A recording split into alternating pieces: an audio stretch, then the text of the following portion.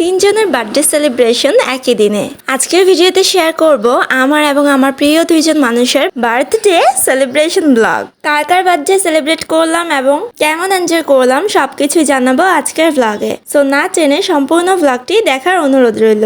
আর সবাই কিন্তু অবশ্যই আমাদের তিনজনের জন্য অনেক অনেক দোয়া করবেন এবং কমেন্ট বক্সে জন্মদিনের শুভকামনা জানাতে ভুলবেন না। সো হ্যালো এভরিওয়ান, আসসালামু আলাইকুম, welcome back to my another blog. Hope you all are doing well. I am also fine, আলহামদুলিল্লাহ। ভিডিওতে একটি লাইক দিয়ে সম্পূর্ণ ভিডিওটি কন্টিনিউ করার অনুরোধ জানাচ্ছি। বছরের অন্যান্য দিনগুলোর মতো জন্মদিন আমার কাছে কখনোই এক মনে হয় না। আমার কাছে আমার জন্মের দিনটি অনেক বেশি স্পেশাল।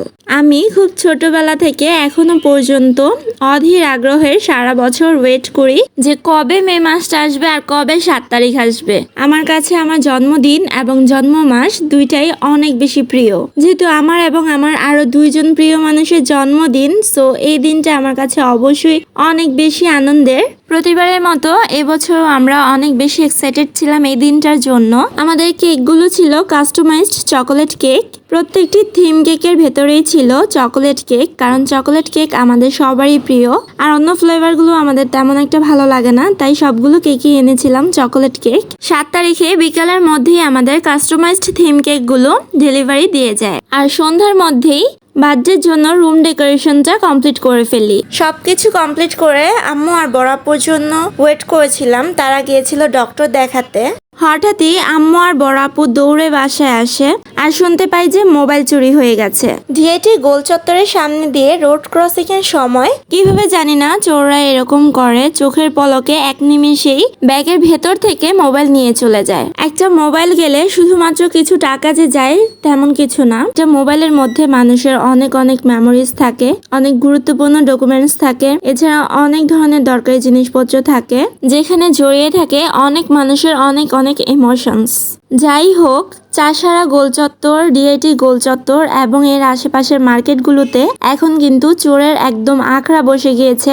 বিশেষ করে এই চোরের চক্রের এখন মূল টার্গেটই থাকে মোবাইলের ওপর।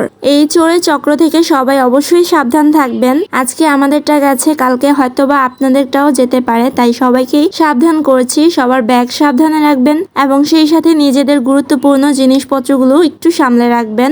এই চোর, ডাকাত আর ছিনতাইকারীদের কবল থেকে বাঁচতে হলে আমাদের সবাইকেই আরো অনেক বেশি সাবধান হতে হবে। বাই দ্য ওয়ে, রাতে হঠাৎ করেই আমার হাজবেন্ড চলে আসে আমাকে বার্থডে সারপ্রাইজ দেওয়ার জন্য। আমি তো অনেক বেশি সারপ্রাইজড অ্যান্ড হ্যাপি হয়ে গিয়েছিলাম। আজ আমার হাজবেন্ড, আমার এবং রাজের তিনজনের বার্থডে সেলিব্রেট করেছি। কেক কেটেছি, সবাই মিলে অনেক আনন্দ করেছি, খাওয়া দাওয়া করেছি। যদিও মোবাইল চুরির পর মনটা একটু খারাপ ছিল, বাট তারপরও সবকিছু ভুলে সবাই মিলে হাসি, আনন্দ আর গল্পে দিনটি আলহামদুলিল্লাহ ভালোই গিয়েছে। আমার আজকের ব্লগটি এখানেই শেষ করছি। ইনশাল্লাহ ফিরে আসবো নতুন কোনো ব্লগ নিয়ে। সেই পর্যন্ত সবাই ভালো থাকবেন, সুস্থ থাকবেন এবং আমার পাশেই থাকবেন। আর অবশ্যই অবশ্যই আমার এবং আমার ভালোবাসার মানুষগুলোর জন্য দোয়া করবেন। আল্লাহ হাফেজ, আসসালামু আলাইকুম।